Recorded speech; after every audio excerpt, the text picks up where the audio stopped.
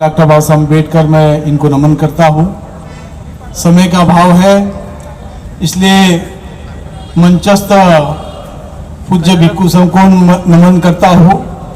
और आज के कार्यक्रम में उपस्थित ऑल इंडिया बुद्धिस्ट फोरम के महासचिव आकाश लामा जी, तमाम उपासक उपासिकाओं के प्रति मंगल मैत्री करता हूँ।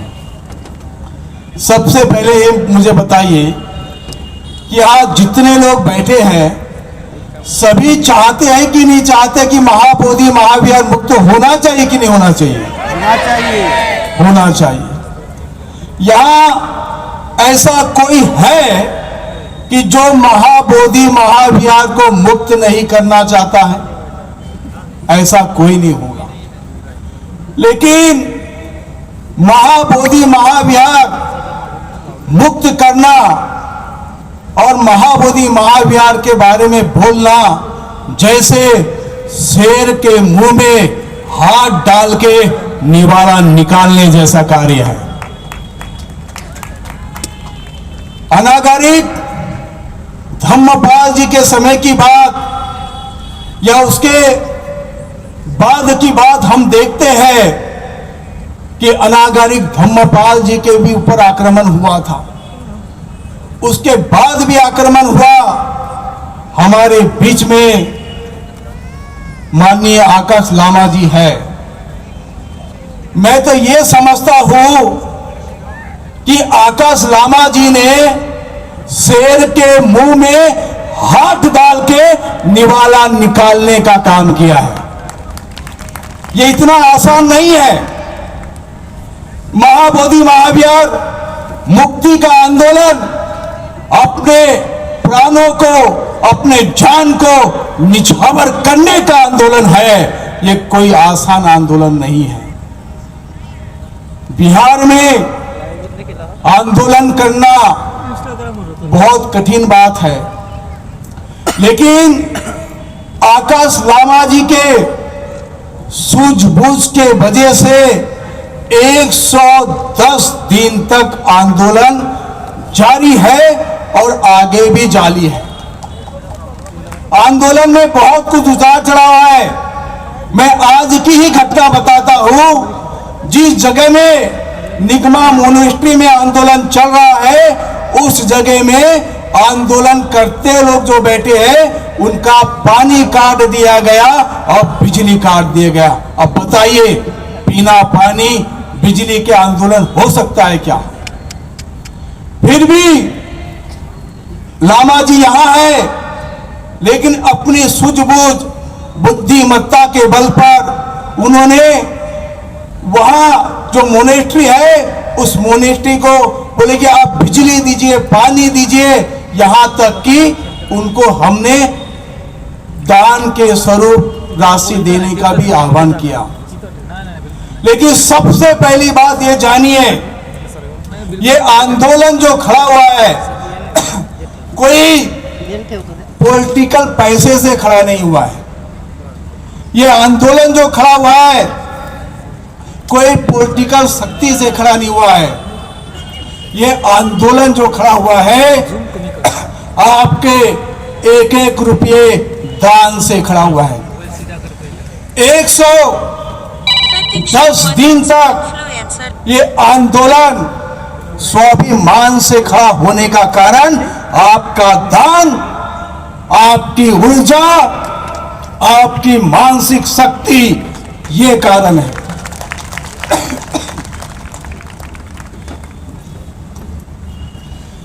आंदोलन में गिने चुने लोग ही क्यों ना बैठे हो, लेकिन आंदोलन को आपने मजबूत किया है, मानसिक तौर पर किया है, शारीरिक तौर पर किया है और आर्थिक तौर पर किया है।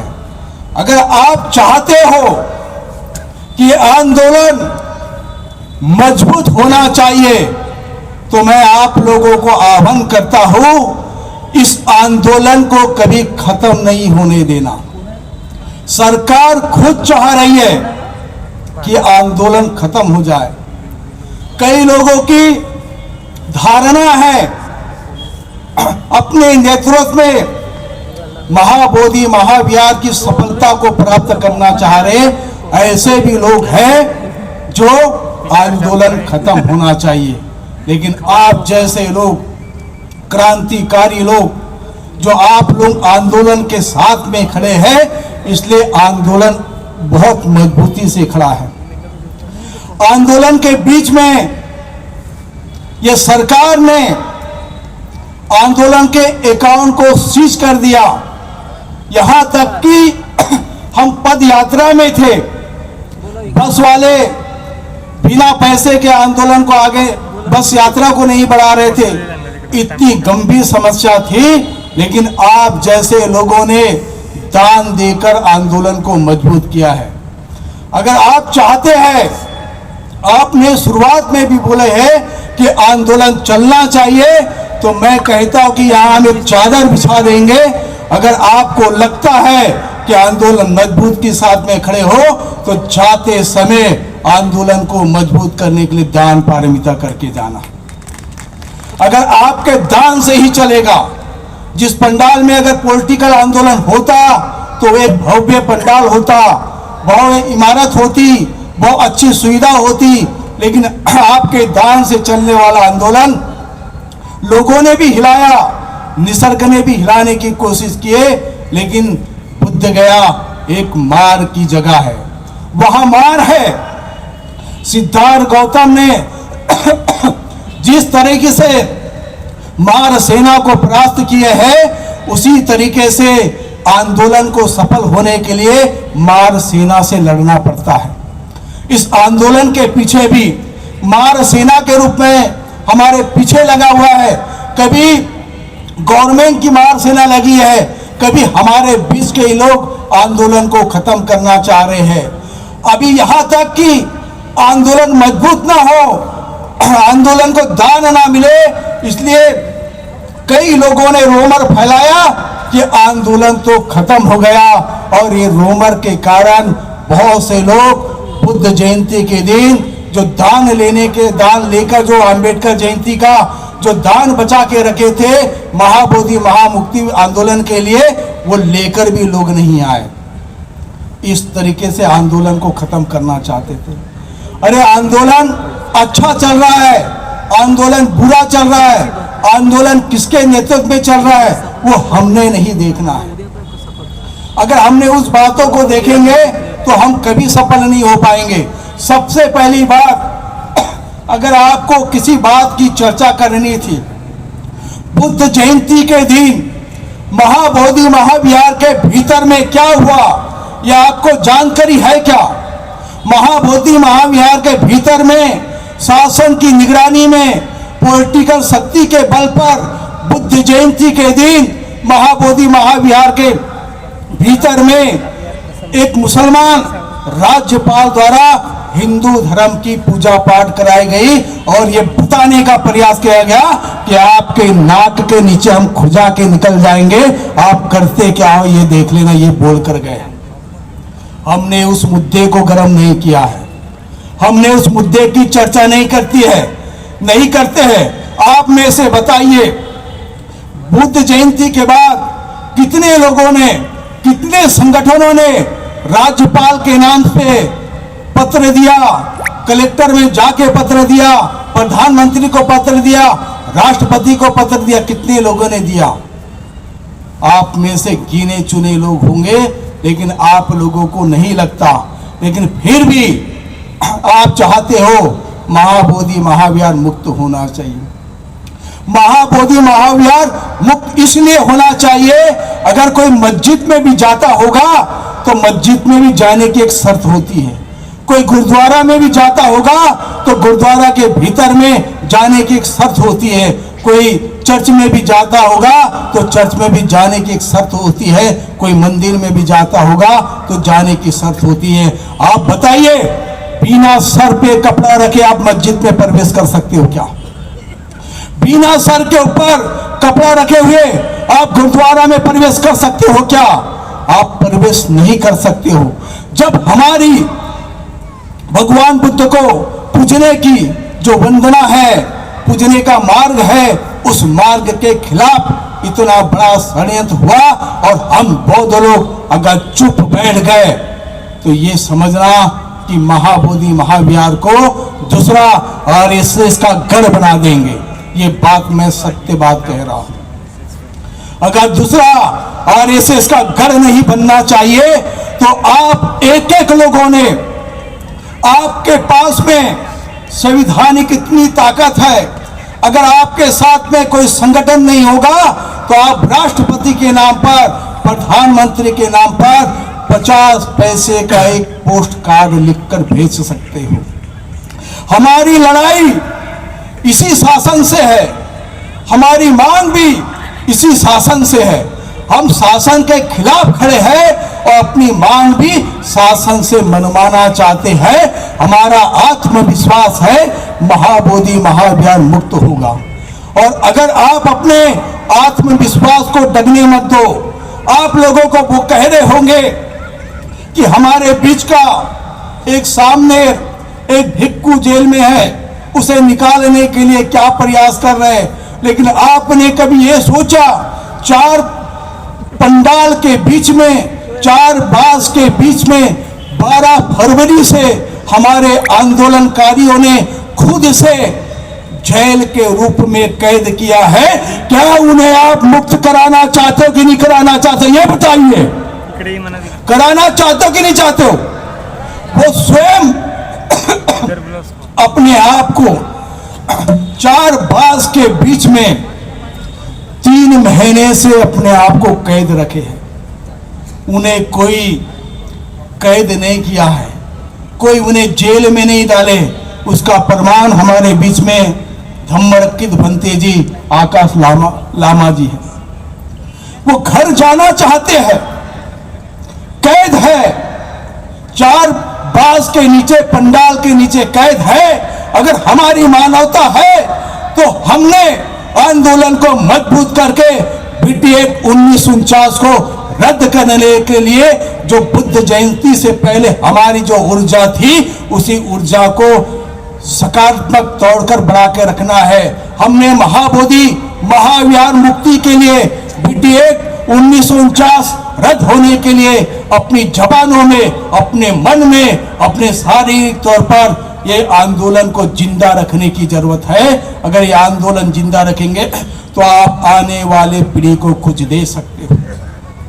आपकी सांस्कृतिक लड़ाई है, आपकी ऐतिहासिक लड़ाई है, आपकी धरोहर की लड़ाई है। और जिनका इतिहास नहीं होता वो इतिहास बनाने चाहते हैं, और जिनका इतिहास है, जिनकी संस्कृति है, जिनका धरोहर है, अगर वो अपनी संस्कृति, धरोहर, इतिहास को नहीं बचाएंगे तो कल जाकर आपकी आने वाली पीढ़ी आपके सवाल करेगी। और जिनकी संस्कृति नहीं है, जिनका इतिहास नहीं है, वो तो अपने इतिहास के लिए 200 साल उन्होंने लड़ाई लड़ा। 200 साल बाद एक मंदिर उनको मिला है, वो आप जानते हो। और हमारी लड़ाई कितने दिन की है? ये लड़ाई अगर 200 साल भी हमको लड़ना होगा तो हम लड़ेंगे। अपने भीतर में ऊर्जा को गंवाना नहीं है, अपने भीतर में ऊर्जा को बनाए रखना है। आपको कोई बोले कि ये नेतृत्वकर्ता ठीक नहीं है, ये नेतृत्वकर्ता की बात छोड़ दीजिए। बाबा साहब का समाज, उस समाज का 1 करोड़ का घर होता है और 1 करोड़ की जमीन होती है। अगर आपने आंदोलन के लिए अगर 1 करोड़ भी खर्चा कर दिया तो आपने कुछ खर्चा किया क्या? खर्चा किया?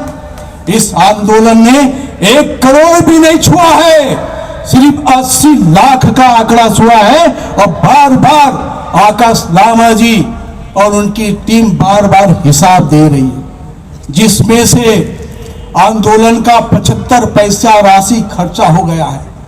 अगर यह आंदोलन लंबा चलना चाहिए, आपका 1 रुपया भी दान ये आंदोलन को मजबूती दे सकता है। अगर आप अपने दान से कल जाकर जब इतिहास की बात होगी तो आपकी जब औलादें आपको पूछेगी तो आप कहोगे कि बेटा मैं मानसिक तौर पर उस आंदोलन के लिए खड़ा था, मैं मानसिक शारीरिक तौर पर उस आंदोलन के लिए खड़ा था, मैं आर्थिक तौर पर उस आंदोलन के लिए खड़ा था। मैंने आंदोलन को मजबूत किया, अपनी धरोहर को, संस्कृति को और इतिहास को बचा लो। हमारे बुद्ध कहीं ग्राम देवी हो गए, कहीं ग्राम देवता हो गए, कहीं मोहनी बाबा हो गए। मैं यहाँ तक ये बताऊं कि छत्तीसगढ़ के पास में भोंगापाल करके जगह है, जो यहाँ हमारे बहुत से भिक्खु भोंगापाल गए। लोगों ने बुद्ध धर्म को खत्म करने के लिए, बुद्ध को खत्म करने के लिए, यहाँ तक कि महाबोधि महावीर की प्रतिमा को नष्ट करने के लिए इतिहास पे हमारे अनागारिक धम्मपाल जी कहते हैं कि एक प्रथा बनाई थी कि जो महाबोधि महावीर की प्रतिमा को कंकड़ों से मारा जाएगा तो उसकी मन्नतें पूरी होगी। बताइए, इतनी यातनाएं हमारे बुद्ध ने झेली है। हम भोंगापाल की जब बात करेंगे तो भोंगापाल के बुद्ध की प्रतिमा को लोगों ने खरोच खरोच के खा गया। किस लिए खा गया? कि जो भोंगापाल की बुद्ध की प्रतिमा को खाएगा वो गर्भवती हो जाएगी। इस तरीके से बुद्ध को भी नष्ट करने का प्रयास किया गया। अगर हमने इस भारत भूमि में जन्मे हैं तो हमारा पहला दायित्व है, ये नागपुर ऊर्जा भूमि है, इस नागपुर में आने वाला व्यक्ति ऊर्जावान होता है। अगर आप बड़े भाई की तरह है, बड़े पिता की तरह है, माता की तरह है, बहन की तरह है, अगर आपके तरफ देखने वाले दूसरे राज्य के लोग हैं, भाई बहन ऊर्जावान की तरफ देख रहे, अगर आप दिशाहीन होंगे तो कल जाकर वो दिशाहीन हो जाएंगे। तो आपके ऊपर बहुत बड़ी जिम्मेदारी है। भगवान बुद्ध का संदेश लेकर आकाश लामा जी दीक्षा भूमि आए और दीक्षा भूमि में माथा टेक के उन्होंने आज आप लोगों के बीच में ऐलान करेंगे। तो आंदोलन को मजबूत करना है। हमारे बीच के बनते जी है, हम चाहते हैं कि जल्द से जल्द जेल के बाहर आए, लेकिन हम ये बताइए कि जो स्वयं अपने आप को जो कैद करके रखे हैं उन भिक्खुओं को आप कैसे मुक्त कराएंगे? सरकार आज नहीं कल विनयचर को जमानत मिलना है, छूटना है, लेकिन जो भिक्खु धरने में बैठे हैं, चार तंबू के नीचे बैठे हैं, उन भिक्खुओं को कैसे मुक्त कराएंगे? तो आप अपने संस्कृति, इतिहास, धरोहर बचाने के लिए सामने आइए। किसी भी प्रकार से कोई भी बातें होती उस बातों को भूल जाइए, उन बातों पे नहीं जाना है। सोशल मीडिया ही हमारी अच्छी मीडिया है, लेकिन वही मीडिया कहीं न कहीं कुछ लोग जो है हमारे आंदोलन को भी मौत कांक्षा के तौर पर खराब करना चाहते हैं। जिन्होंने ईमानदारी के साथ में आंदोलन के साथ में खड़े हैं, सोशल मीडिया को मैं साधुवाद देता हूँ, धन्यवाद देता हूँ। आज हमारे पूज्य डॉक्टर चंद्रकीर्ति भंते जी की अध्यक्षता में इतनी अच्छी सभा चल रही है। हमारे तमाम चंद्रबोली पाटिल जी हैं, सुनील सालीपुत्र जी हैं, प्रकाश दासनी, सभी लोग तमाम जो कार्यकर्ता लोग हैं, इनके नेतृत्व में जो इतना अच्छा आंदोलन का आज नागपुर का जो कार्यक्रम है, ये पूरे देश में आगाज घूमेंगे। पूरा देश घूमने का हमने काम किया है। इसी के साथ मैं अपने वाणी को विराम देता हूं। नमो बुद्धाय।